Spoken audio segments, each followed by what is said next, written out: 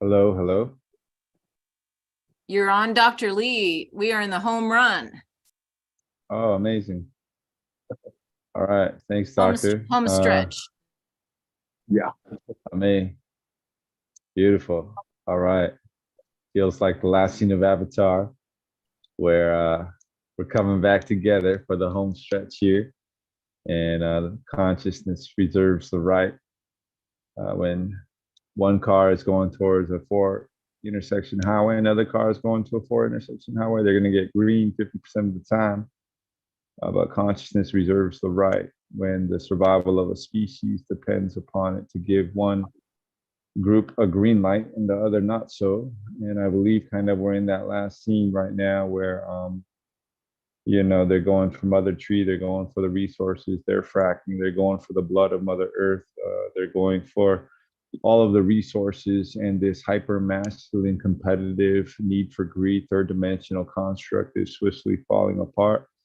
And we're starting to realize and understand that those who love peace must learn to organize and communicate and collaborate better than those who love war for the survival of Mother Earth.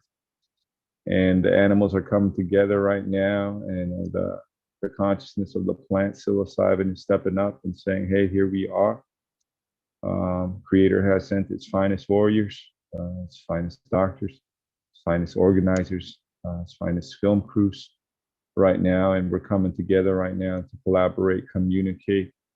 And it's a very scientific process of how this happens, because make no mistake about it, we're living in that beautiful, beautiful time where science and spirituality are kissing. And in the past, there used to be the sentiment, oh, great spirit, the great mystery, you can never understand it. But in all actuality, Einstein and Tesla both were ahead of their time, and they said the future of medicine is frequency. And I believe that the future is right now. There is no time, only consciousness moving through different densities.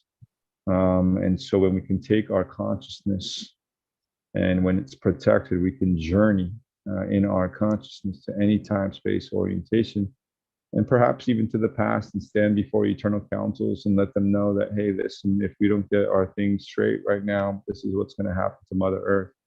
So I'm very appreciative and grateful right now that the limitlessness of ourselves, of humanity, is being revealed, and we're starting to realize who we really are. And the greatest war that's ever been told is not on drugs. It's been on consciousness. It was the war on consciousness, not the war on drugs. And so we are multidimensional, not third dimensional. And so I just want to take this time now to come into the truth, for the truth will set us free, and we are free indeed.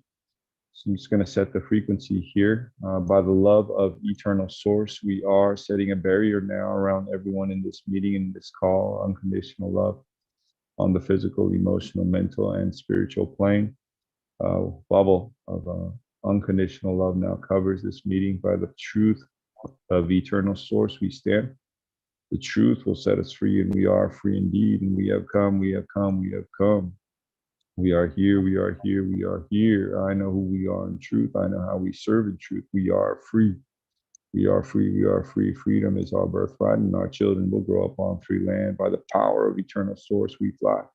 Permission now for each one of us to step into our power unapologetically ourselves, unprogrammed, unconditioned, meant to be a unique oscillatory reflection of source. By the way of eternal source go I, by the grace of original eternal source, I now sanctify and renew this meeting, this gathering, this mission, this legalization of our plant relatives, this mission, all of my timelines and all within, into the eternal perpetual protection here and set, that the spirit of Earth Sala rise. That's new earth frequencies. The power of Earth Sala heal, and the wisdom of Earth Sala is now here within, presiding. Thy kingdom, queendom come. Thy will is now being done on earth as it is in the highest heavens. And what a joy and an honor it is to be alive during this fascinating, important inflection point in humanity's history, where people's higher selves are coming alive, the great awakening, the lifetime we have waited for. And love wins, higher oscillation and trains lower vibration. So we always come back to love. LOVE, love is all I need, connecting everything together.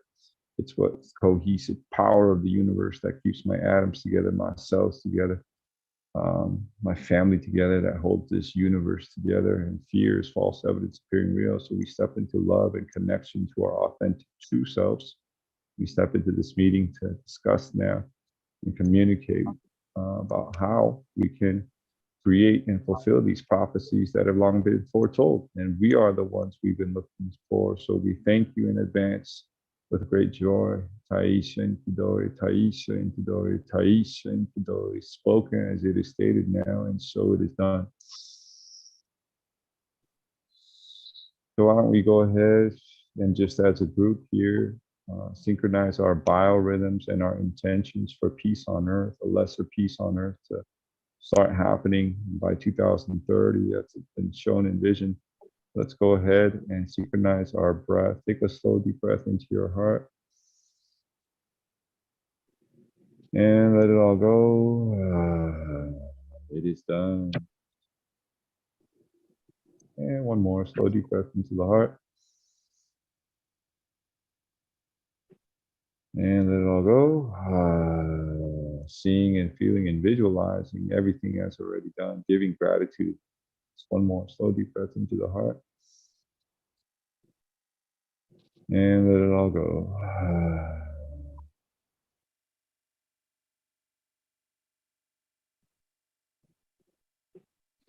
Well, what a joy and honor it is to be here. I'm in Thailand, so it's midnight right now. And so just wanted to talk about something that has been very dear to my heart, and it's my truth. I said Tesla and Einstein both said the future of medicine is frequency. I believe that future is now. I'm a board certified psychiatrist, but I quit my job as a psychiatrist about 7 years ago, and I started praying for the liberation of all sentient beings, pumping Kundalini for about 2 hours a day. Show me what I need to see, tell me what I need to do. And so what I found at the end of that was this science called quantum morphogenetic physics. And so part of my healing journey has been to experience every personal psychiatric condition personally. So what science calls, PTSD, major depressive disorder 3 to 4 times, generalized anxiety disorder, all of these things I experienced. And then I became a psychiatrist, and I realized Western medicine was not treating the root cause of all these things. And so I had to go on a very deeply personal healing journey, which led me all around, yoga teaching, breathwork certifications, all the podcasts, journeying, really trying to heal myself. It led me to the Amazon, where I worked with ayahuasca. I worked with all the different plants, the cactus, they were all part of my healing journey until the plants told me that I was done.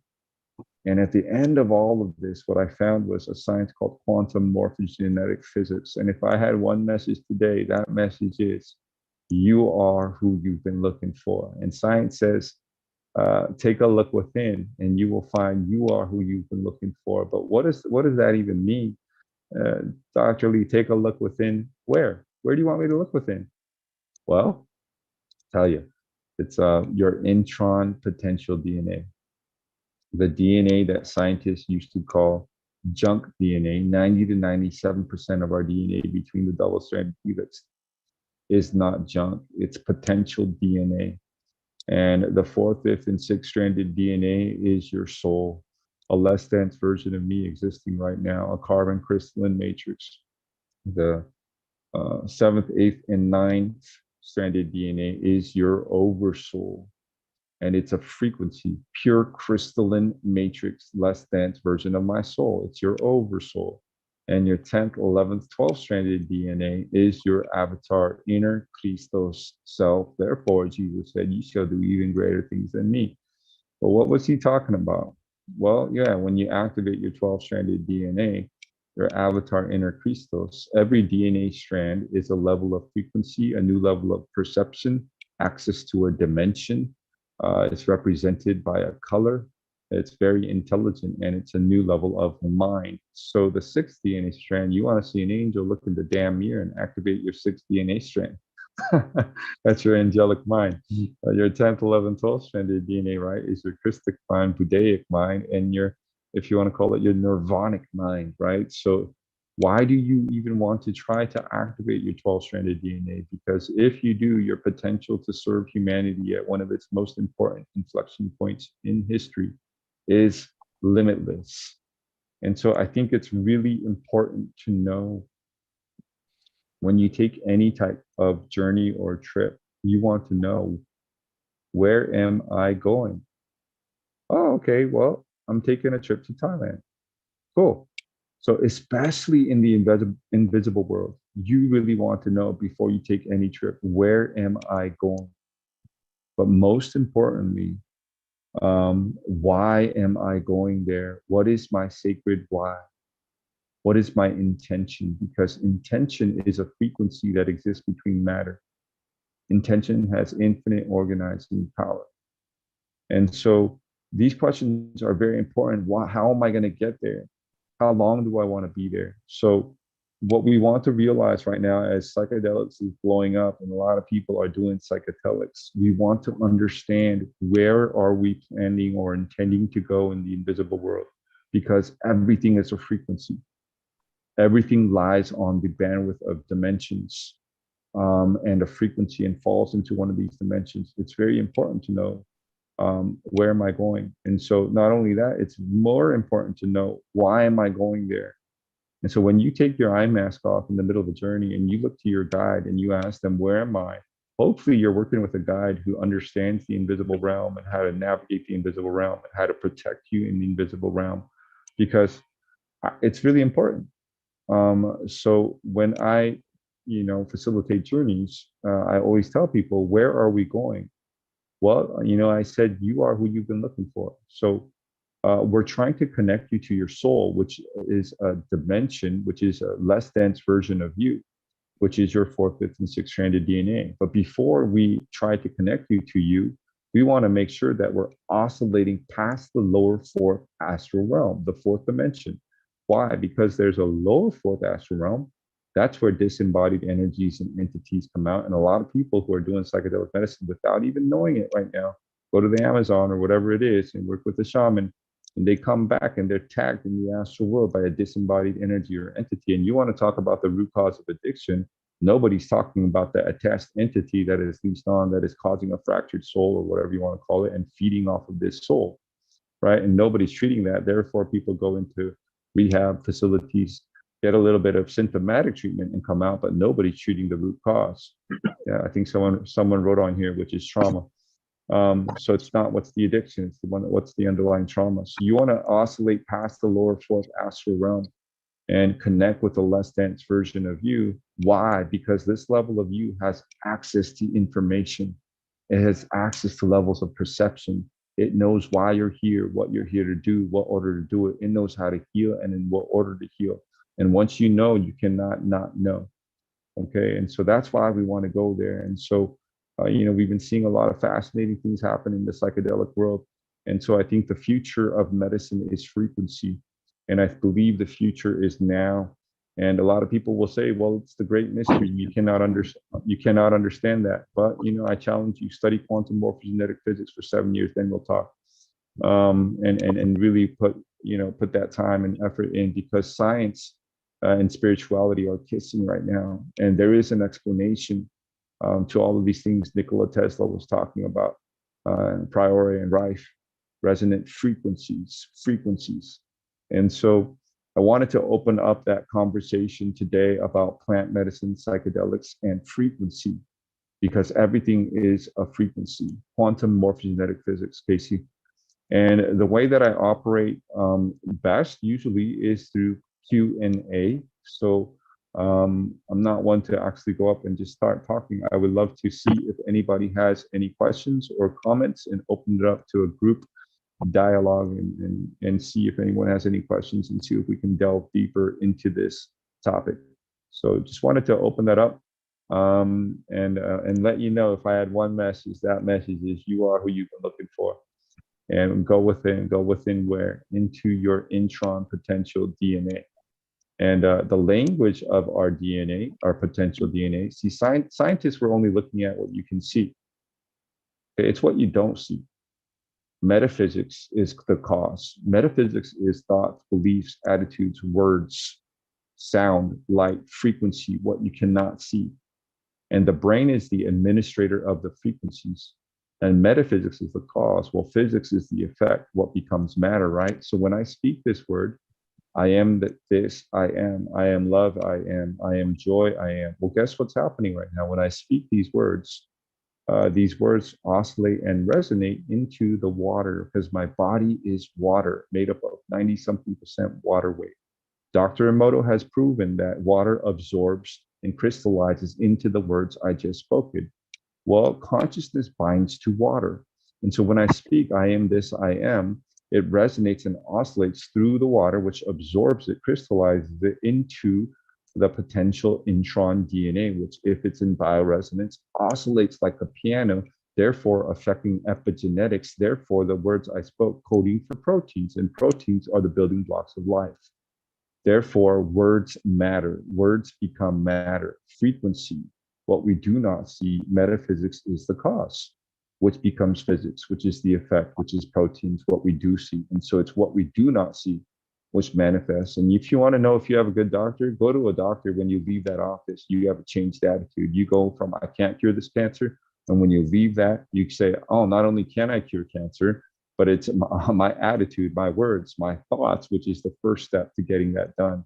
It changes my perception, because if you change your perception, every vibration which comes into your brain, which administers that frequency, perception is like a frequency filter, will be filtered into that. And so you will be literally creating new proteins, new building blocks of life. And the isolated cancer cells, which are literally as within, so without, cells that think they're alone and are replicating so fast because they think they need to survive, will slowly start getting the message of cohesiveness, because love is the cohesive power of the universe. Love is what holds everything together. Love is what holds my sanity together, holds my cells together, holds everything together. And so once the cancer cells get the message that they're connected, they don't have to replicate. They're taken care of. They're connected to the other cells. They're being replenished through my brain, which is administering those frequencies. Then the cancer will stop. So if you want to know you have a good doctor, go to a doctor who changes your attitude. So let me go ahead and see. I think there was one comment coming in right now, and see if I can find that.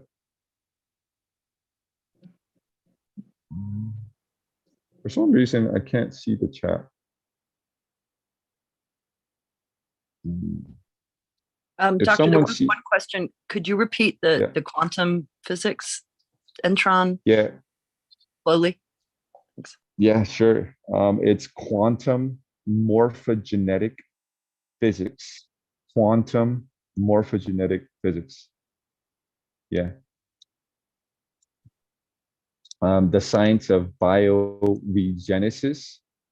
A long time ago, they used to call it Keylontic science, Keylontic science. If you Google that, you're going to find all kinds of interesting things. So it's really important to know what source you're coming from. A lot of the science is, you can find a lot of interesting things out there. So always take what resonates with your DNA and leave what doesn't. Energy cannot lie. So take what resonates with your DNA and leave what doesn't, right? Because there you'll find the truth of, sound cannot lie. Light can bend and refract, but sound cannot lie. So, behind the sound and intention of my word, that's where you find the intention of my word. So take what resonates, leave what doesn't. Does anyone have, there it is. So Casey's writing something, but I cannot, let's see what it says. Quantum morphogenetic physics. What path do you recommend to start and or continue educating myself on this topic of intron DNA? Okay, that's a really good question. When I first found this wisdom, I could only take it in about 20-minute segments. Literally, it was blowing away my every single paradigm, and that's not easy.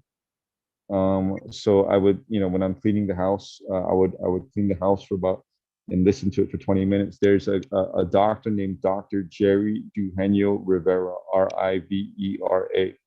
He's got a podcast called Jerry Unfiltered, Jere Unfiltered, on Spotify and all platforms. Would I say that's a good starting point? Well, what I'd say is he's got a few podcasts that can start introducing you to this concept of the 12-stranded DNA. He's got one actually called Quantum Morphogenetic Physics. He's got another one called 12-stranded DNA. So there's pick and choose what your DNA resonates with. That's a really good place to start. And then there's also a book called Voyagers 2. Voyagers 2, Voyagers 2. And I think, a lot of these concepts are outdated because it was written in the 80s and a lot has happened since then, 70s or 80s. But the concepts is true. But forget about the links. Forget about like, hey, look at this website. Forget about all that stuff. Just look at the hard science of what it's talking about. So Voyagers 2 and also Dr. Jerry's podcast, Jerry Unfiltered, is a good place to start. And I'm also currently building a 12-stranded DNA online activation series. I filmed all the videos and it's in the hands of the person who's going to create the course. So if you guys are interested when that comes out, probably in a couple months, let me know and I can connect you with that course as well. And remember, I said the language of our potential DNA. But I'm going to be honest with you. You can start reading and see if it resonates with you and studying the wisdom. But ultimately, what it came down to for me was I said, okay, this is either true, it's either completely true or completely bullshit. Because the level of detail of this science was so intricate that I knew that nobody can make this up. It's impossible. So I said, it's either true or not. And the only way for me, I'm an experienced psychiatrist. I'll never recommend anything to anyone I've never tried. So I started trying these chants and practices and sounds and frequencies and symbols. And what started happening in my life, I can never deny, right? Because once you know, you cannot not know. So the things that started happening in my life were exactly matching what I was reading. And then what started happening was, the more I studied this wisdom, the more it started reinforcing what I was, it never contradicted itself ever. It always reinforced itself. And so eventually I'm at the point where I'm like, okay, this is what, lifetimes on lifetimes on lifetimes I've been searching, right? And when I found this wisdom for me, I came to the conclusion that for me, I can stop searching. This is the wisdom that I've waited for. It's the science of how to activate your inner Christ. When we do plant medicine, I think it's important to understand the concept of DNA frequency and where are we going, why are we going there, and what protection techniques can I use to ensure safe journeys and travels. And this particular science will teach you about different protection techniques that you can utilize if you decide to take a journey in the invisible world. So I just want to open it up to everybody now. I know that was quite a opening, interesting concept for a lot of people. So yeah, Hi, go ahead. Mr. Lee. I'm here with my friend and he was listening to what you were saying. And he's wondering about what words he could focus on going into like a journey space, just meditating on his own with or without plant medicine that would take him into these higher realms that you're talking about. It has to be extra. Yeah, one of the foundation practices of that, one technique, it's called the Akasha, ECKASH, Akasha, which is a very high frequency word, Akasha meditation. So if you Google or YouTube ECKASHA, Akasha Quick Seal Meditation, Akasha Quick Seal Meditation. Even if you Google that, you're going to find all kinds of different stuff and read it through. But if you can master that one technique right before you go into a meditation or a plant medicine journey, it will connect you with your 12th dimensional avatar self. It will also provide a level of protection over you as you do that. So that's probably one technique I would recommend is a foundation practice is the Akasha Quick Seal Can you meditation. spell that again? I'm sorry. Yeah, Can you spell that sure. again? Sure, it's ECKASHA, Akasha Quick Seal meditation. And it will start the processes of activating your Maharat shield, which is your D12 avatar shield. And it will also provide a 12th dimensional frequency protection over you. And so it's literally calling in your avatar inner Christos and connecting you to the core of Mother Earth before you go into a journey or a meditation session. So I would say start there. I think that's a really good foundation practice. You know, and yeah. Thank you. So You're go to YouTube and search ECKHA. ASHA, Akasha, Quick Seal meditation, or Akasha technique. Google that. So we start reading about it. Don't believe any words I say, right? Do your own research. So it might not resonate with you. That's okay. Probably won't resonate with about 90-something% of people on the planet right now. But if you do resonate, amazing. You know, Google it and, you know, read about it first. Read about it, do your own research. And then if you do feel in resonance with it, there's a few meditations on YouTube where you can learn how to work with this sacred symbol called the Akasha God Seed symbol. And it will start the processes of activating your Maharat shield and connecting you and protecting you with high D12 frequencies. Thank you. And connecting you. Yeah, it's a joy.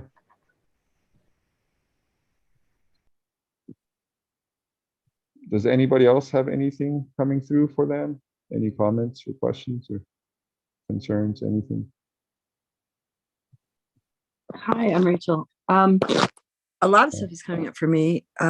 One thing I wanted to add to the Samshi's friend's question was I was thinking when you started the invocation at the beginning and you were inviting us to breathe along with you, that I had heard recently that just the basic mantra Om, saying that on the breath, actually physically stimulates the vagus nerve and helps people self-regulate the trauma. And so I wondered if part of your healing journey has included exploring mantras, ancient sound, as a way of bringing in that vibe. Yeah, I love. Thank you so much for this question. Absolutely. You know, if you want to heal anything, go to where it first started, right? Which is sound. In the beginning, God said, "Let there be light," and there was light. Sound becomes light, and sound and light and scalar waves is the language of our potential DNA. So yes, mantras and mantras are the quickest way to quiet the monkey mind. One of the quickest ways. And so there's many different types of sounds, however. So there was a 2-3 year period where I was working with the ancient Indian language of Gurumukhi, and Om is part of that. Rama is part of that, right? All these Kundalini mantras. Definitely. But what I want to also kind of speak my truth here is before ancient Egypt, before India, right? India is a very ancient spirituality. It's beautiful, super grateful for the sounds and the wisdom that comes out of India. But before India, there was a migration from ancient Egypt. Okay, and ancient Egypt, a lot of people think is where our spirituality origins begin. But before ancient Egypt, there was a migration, which a lot of history books do not record, is from Atlantis, Noah's Atlantis, right? So before Atlantis, where the word Noah comes from, before Atlantis, there was Lemuria. Before Lemuria, there was the 12 original celestial human tribes, and they spoke a language, the first language from which all languages derive from. The first language spoken in this universal time matrix is the language of Anuhazi, Mua Anuhazi. So if you go to Ascension Glossary, Google Ascension, Where Anuhazi. and where were those? Where did that language arise from? Like what land or Yeah. what? Yeah, so, there were the 12 original celestial human tribes which were seated on Mother Earth. There's been 3 seedings on Mother Earth, and the original language that the founders races spoke was Anuhazi, Anuhazi. If you Google Ascension Glossary Anuhazi, you will find a little bit more information about this. So actually, the original sound tone was not Om, which I used to chant for a long time. Om. It was Om. And there's a lot of languages where the mother Like the tongue, mother, the Uma, ex, Parvati yeah, Ma. Whoa, exactly. whoa. Yeah. How soothing is that, right? Calling upon the mother. So yeah, the sound of is so soothing and beautiful. It's the original sound tone. And so yeah, sound is, Tesla and Einstein said it. The future of medicine will be sound, and the future is now. So yes, sound, and the most powerful instrument is your voice, the human voice. So yes, sound, and why not go to the where it all started, which is sound, and which is the language of our intron DNA. And if you want to heal anything, go to where it first started. So I really, also just because we're talking about psychedelics, one of the most beautiful things I think that we can start to do, that's why they include sound on these sacred journeys. They put an eye mask on and they listen to a sacred playlist. The sound is healing. The sound is communicating with our DNA. The sound is invoking archetypes. It's communicating with our potential DNA. Sound. So yeah, the music matters. The words matter. And so I'm very happy about this movement of psychedelics in this era, because I think a lot of us are understanding this, and we're dropping into sacred ceremonies where we're putting on eye masks, like Johns Hopkins studies, right? They're doing that, where they put on an eye mask and they listen to a playlist, and these playlists are healing as well. The sound is healing, and they induce a frequency when we go into these altered states, which can be very healing and soothing. So sound is essential, I believe, in this healing, awakening movement of psychedelics. Yeah. I think most of people here are Washington based. I live in the Four Corners area. And so the Durango Psychedelic Society had Dr. Fred Grover down last week to speak. And he's a complementary and alternative medical physician in Colorado. I think he sometimes teaches CAM at the medical school. It was a little flaky for me, but it was interesting. They brought bowls, singing bowls, and talked about frequency mats for the treatment. I believe his clinic is providing ketamine therapy now. He refers out for psilocybin, but I think that's his spiritual dimensional exploration tool. But there was a lot of interesting, and it's on Facebook, Durango Psychedelic Society. He put up his PowerPoint. It was fascinating the way he was giving it, because the room was so unsuited. He was talking about the ideal treatment room, and again, contrasting to sort of the how to do the clinical model, but maybe not, that you could never reproduce being in the forest and lying on the forest floor and to the sounds. But I just love hearing the genetic side of it all. And I wanted to ask you, Doctor, I had seen in your blurb something about that as a psychiatrist, you wanted to experience all psychiatric symptoms. And I have visions, when my eyes are closed. I don't see, like my cousin has a kind of schizophrenia where he full on sees things and talks to them in the room, and they talk to him, and then they started following him to work and decided not to go to work anymore, and struggling with different medications. But like, how would you reproduce those different visions? Like I have, or how does your science explain visions, visitations, hallucinations? Because I I'm like, I see angels all the time. I see deities, goddesses come alive on their statue and jump off the altar at me. And I'm like, so I told someone that, and they're like, have you told your psychiatrist? I was like, well, if my eyes were open and I hadn't been smoking pot, yeah, but I was praying. And in my mind's eye, this very lucid vision happened. And I'm like, is that from me? Is that from universal consciousness? We ended up astrally traveling to go do something. Oh, I was annoyed with Putin. I'm very annoyed with Putin. And when she jumped in, another goddess showed up that I had never, ever, ever, ever seen. And the goddess who jumped into me was not anything I had ever seen either, like not the pictures that look like it in Hinduism. She didn't have 10 arms, she had 2 arms, and she only had one weapon. And when we were there in this astral plane, which I got to with the help of the second goddess, I was like, I need a weapon. And I couldn't find the weapon I wanted. But when I came out of it after a couple of days and I reached out again to the Harvard guy, I said, I need a fierce Buddhist deity. And I need a lasso. Like I knew I needed a lasso, a Wonder Woman lasso, but I didn't know where I was supposed to get this weapon. This was at the end of November. In the middle of January, I was at an anthropology archaeology museum in Philadelphia at the University of Pennsylvania. And they have some cool Egyptian stuff there. There's a Sphinx and a lot of rated stuff like you would see at the British Museum of Arts of other places that were taken by colonialism.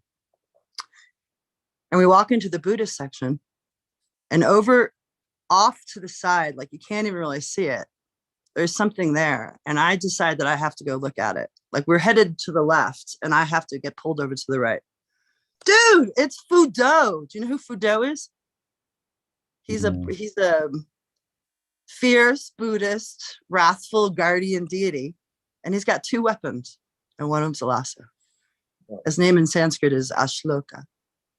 But like those sort of synchronicities, how would you investigate that from a scientific perspective? Like that consciousness? Yeah. First of all, you are co-creating, you are a co-creator. Yeah. So intention is a frequency. And so the truth is stranger than fiction. Wouldn't you rather know the truth than living a lie? And so the bridge to the invisible world is your imagination. I'm going to repeat that. The bridge to the invisible world is your imagination. And as little children, they shut down that part of the brain on purpose through societal conditioning and programming and telling you Santa Claus doesn't exist, telling you all of these different things. They shut down that part of our brain, which is imagination, which is the bridge to the invisible world. There's a story that Brother Api tells that, he was at a ceremony, Ibogaine ceremony, and the shaman comes to him and says, hey, go to the moon, close your eyes, go to the moon. There's someone who wants to talk to you. Go to the moon. And he says, what are you talking about, to the shaman? He says, I haven't taken any medicine. And then, the shaman comes back and says, hey, go to the moon. There's someone who wants to talk to you. He said, I haven't taken the medicine yet. Shaman comes back the 3rd time and tells him, hey, listen, go to the moon. There's someone who wants to talk to you. Finally, he kind of gets the message. He closes his eyes and he imagines he's on the moon. And there is his grandmother waiting for him. And they have a wonderful, beautiful conversation. And, he comes back and what he says is, what I learned from that is that the bridge to the invisible world is your imagination. What you imagine to be happening is really happening. It's a frequency. And so it's intention. So in your meditation, where you had in your 3rd eye, which is spiritual sight, which is all the ancient Egyptians, there's a very specific reason. Remember, there's no time, only consciousness moving through different densities. Okay. And when a soul decides to incarnate, it comes in 12, right? One, I am divine, you are the branches. One soul branch becomes 12. And it's on different timelines too. So there's a part of you possibly in Egypt. There's a part of you possibly in Tibet. There's a part of you that understands. Sorry, I'm listening to this dude.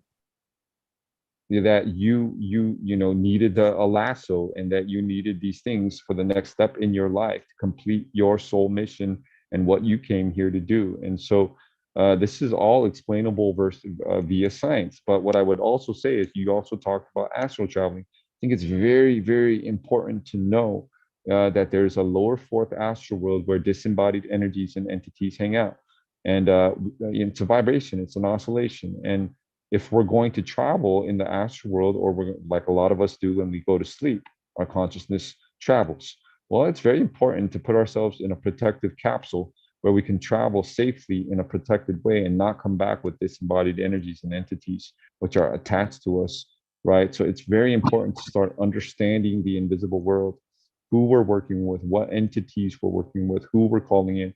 And so it's important for me now, when I start working with the invisible world, to really set my parameters. That's why the first thing I did when I opened up this call was I said, by the love of eternal source I am, I've set a barrier on the physical, emotional, mental, spiritual plane of unconditional love. Only those beings of unconditional love who have the best interest in, this meeting in mind and those of humanity. So it's really important that we send verbal frequency, protection before we travel, and really start understanding who in the invisible world we're working with.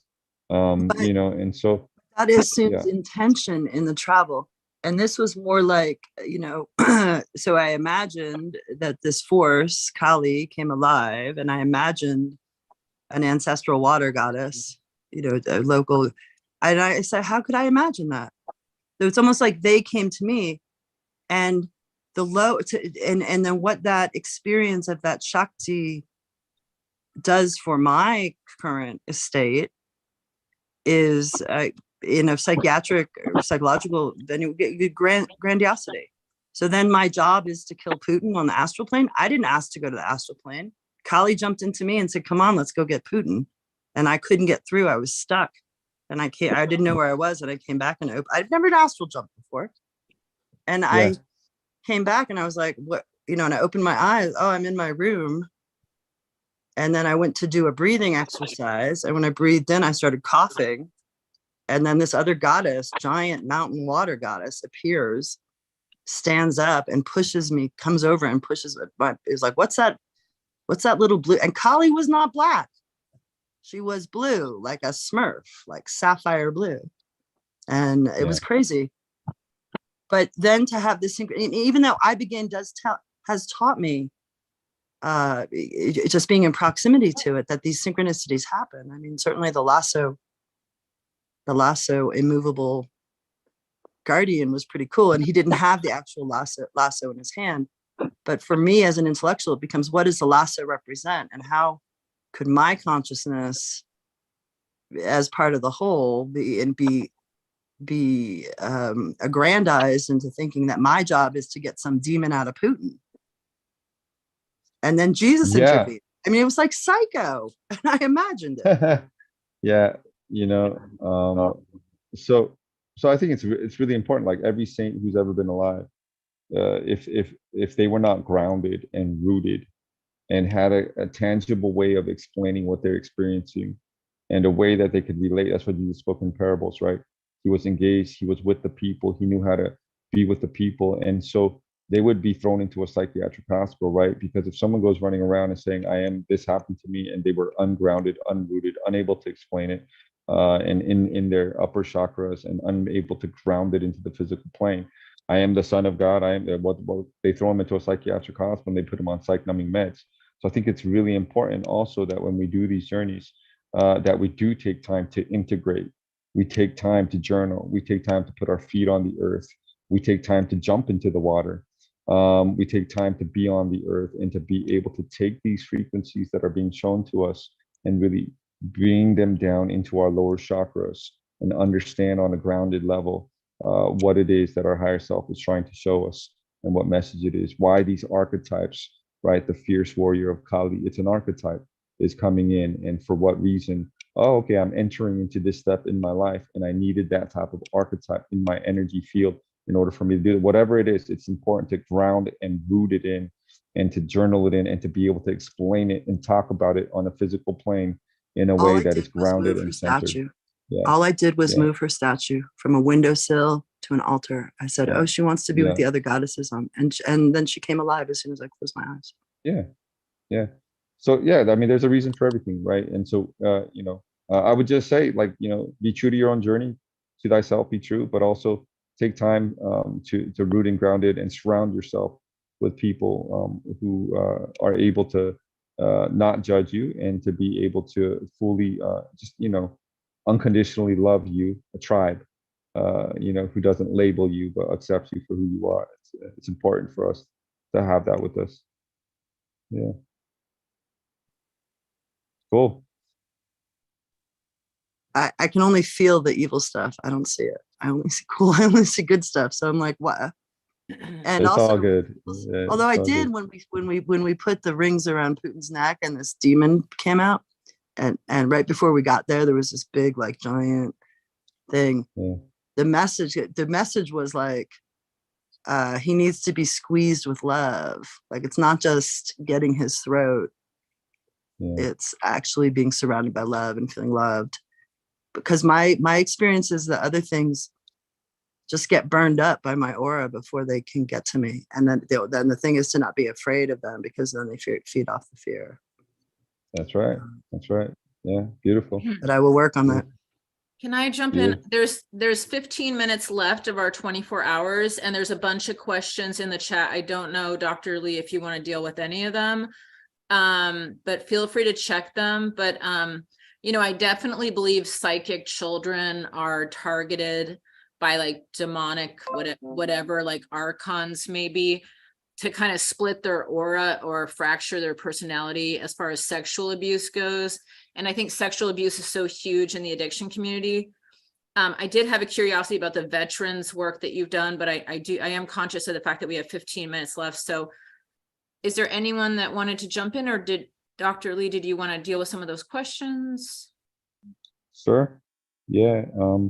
We can deal with a few questions and then maybe we'll just kind of end it all together. Let me see if I can see any of these questions coming in.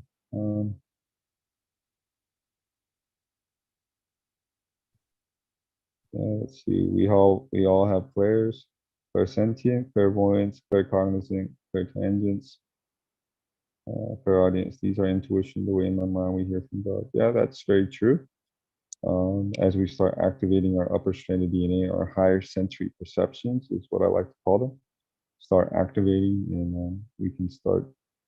These are actually our birthright. So everybody is clear everything eventually if they are just clearing and becoming who they really are. We can all grow in them, just like prayer is true. It's all an energy. Okay, let's see.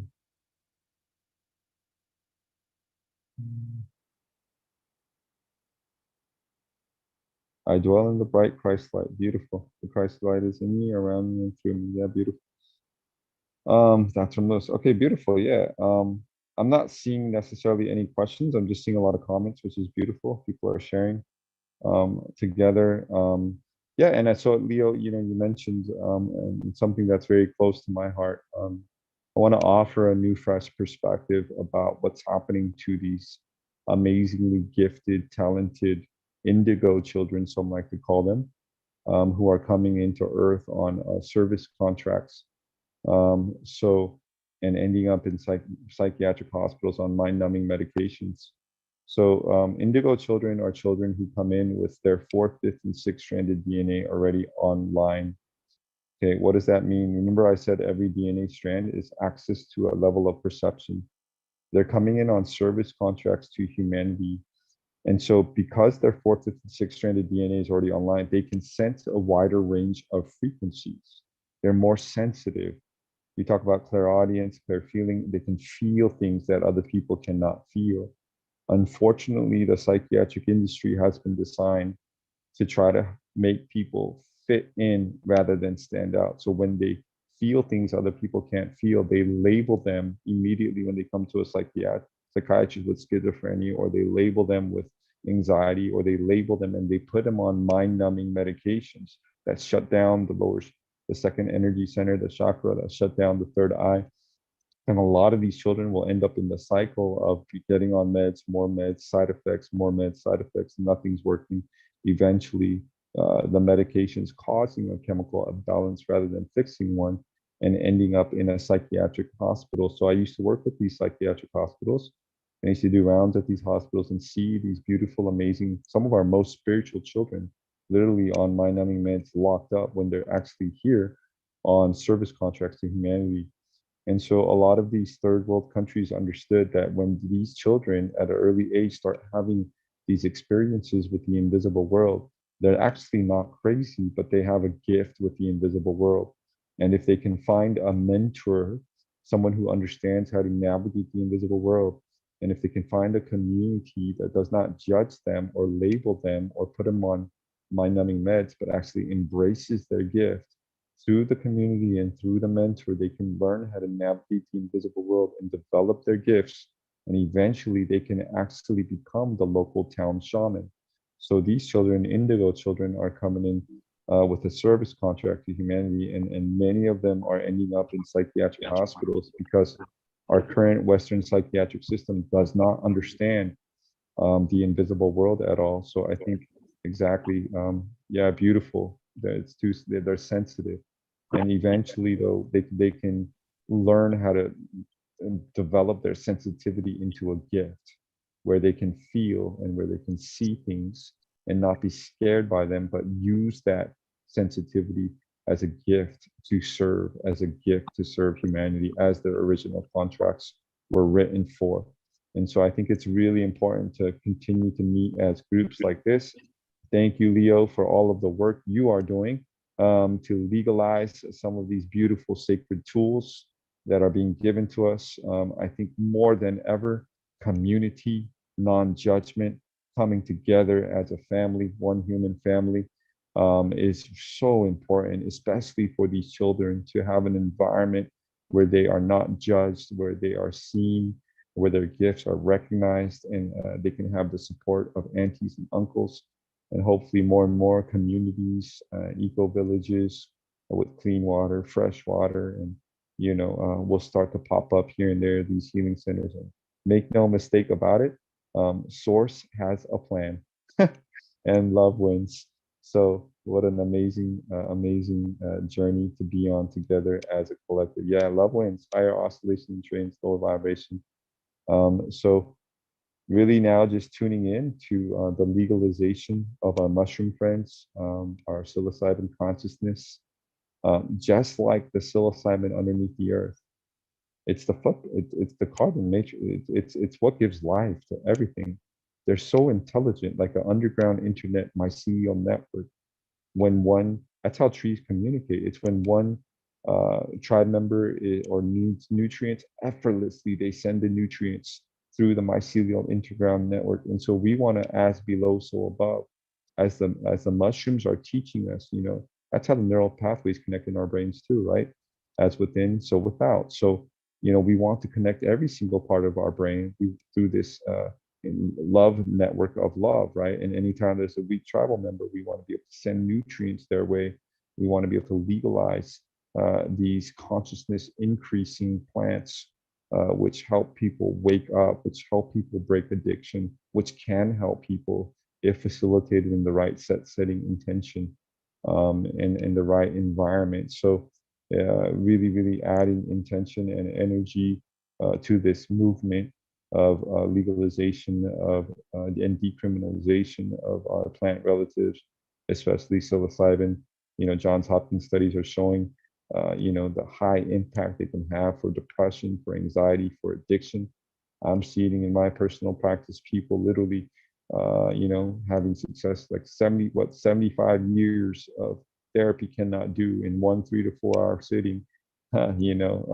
This trauma, obviously it's an ongoing process, is released, healed, forgiven, and these things are possible. Rapid healing is possible, and these sacred tools, which are now coming back into our awareness, are here to help.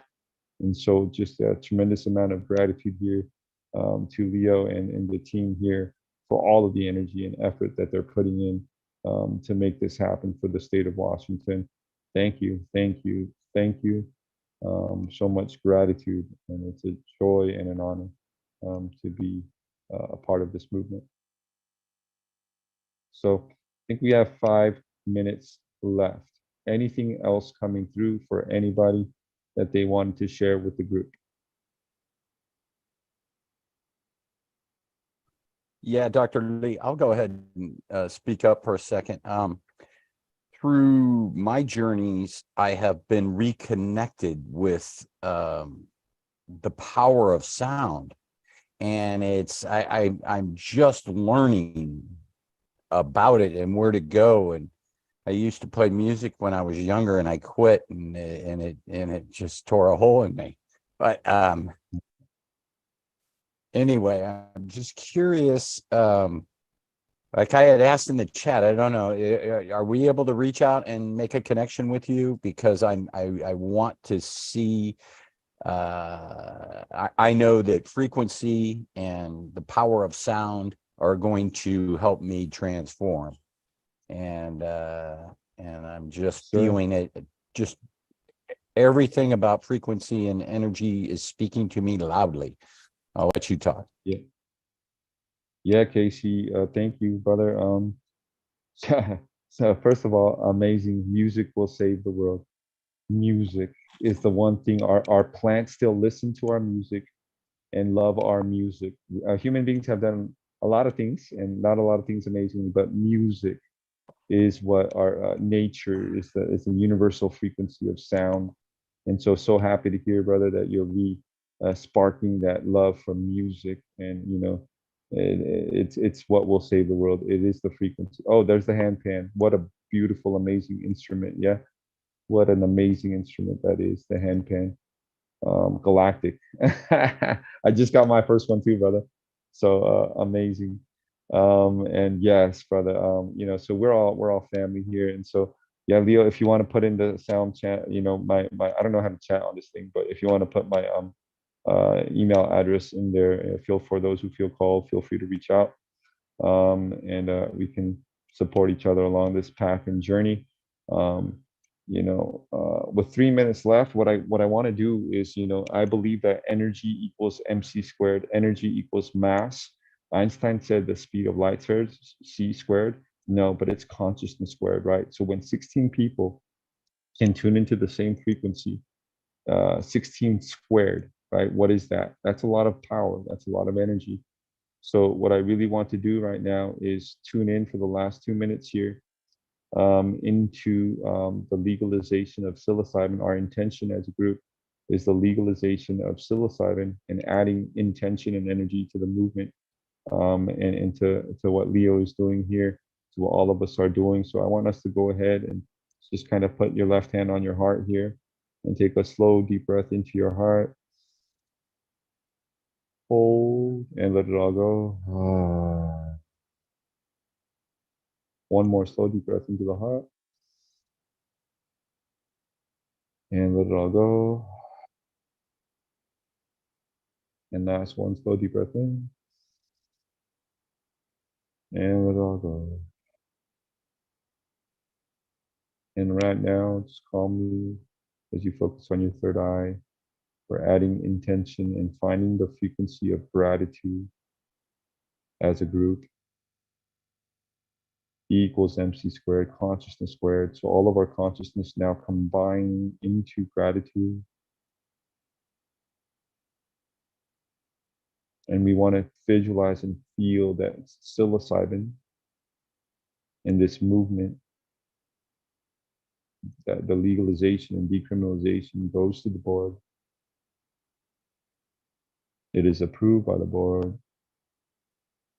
And systems are developed where this beautiful plant is now being facilitated, decriminalized. Ceremonies are being held legally across this beautiful, amazing state of Washington. And other states tune into that potential and start legalizing, decriminalizing all around, really all around America. And what happens in America then starts springboarding into other countries. And our children start becoming healed. Anxiety and depression, addiction starts being improved. And a new global paradigm of mental health starts forming, one ceremony at a time, one intention at a time, one breath at a time. I'm sure for Leo, one email and one phone call and so many other things at a time. And we feel gratitude in advance for all of the plants coming together right now to help. And we know that love wins, love wins, love wins, higher oscillation and trains low vibration. So we always come back to love, always. And so we take a breath into the heart, unconditional self-love for ourselves. And with the exhale, thank you, thank you, thank you, thank you. My new mantra, thank you, thank you, thank you. Gratitude, gratitude for every single soul on this phone call and for the creation of a new global paradigm of mental health, one state at a time. May it be so, may it be so, may it be so. So thank you all so much for joining me. We are 1 minute over. Have a beautiful, beautiful, blessed day. It's 1 a.m. here in Thailand, so I'm about to go get some shut-eye. All right, love, light, peace, and truth to all sentient beings. Have a beautiful day, family.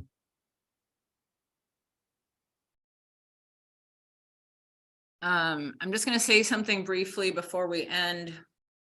And that is that when I think about Dr. Lee, I think about authenticity and what does it mean to break away from job and status and position and like the Western viewpoint of addiction, and to bring new ways forward. And I was a social worker working with different populations of color, but primarily Native American, really stands out to me, and was at the Indian Child Welfare Office for quite a while. And I would go to the legal ayahuasca church. And before that, I was in family treatment court, which was a court working with families with who have chemical dependency in the child welfare system. And people would get busted for cannabis and things like that. So I found my position was one of like being big brother and busting people's balls. Meanwhile, I had the privilege of going on the weekends to my ayahuasca community that was legal because I was attending the Santo Daime church at that time, even though I'm Jewish. And I would just say that stepping away from that world and working for government and choosing to do plant medicine advocacy has felt like a scary position to take.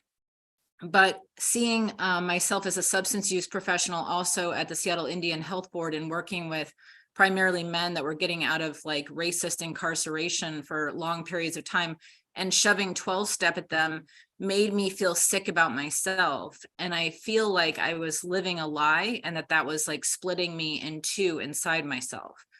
So, you know, this work that I'm doing is not just the work for the plant medicine and for the plant medicine spirits and for the people that can benefit, but it's also my work. It's my personal work. And I feel like sharing that intimacy and vulnerability of my personal work as a woman in leadership in the plant medicine community and receiving all the support that I do is very meaningful to me because I see a lot of leaders in my midst. And I am very humbled by Dr. Lee's presence. And I feel like we've been very honored today to have received his wisdom. So I just want to say thank you to him and thank you to all of you. I see you all as leaders. So thank you and peace out, everyone. And I'll see you at the next one, March 11th, men's storytelling, really, you know, shining a light on men and their experiences and honoring their experiences and holding space for them. Okay, have a good one.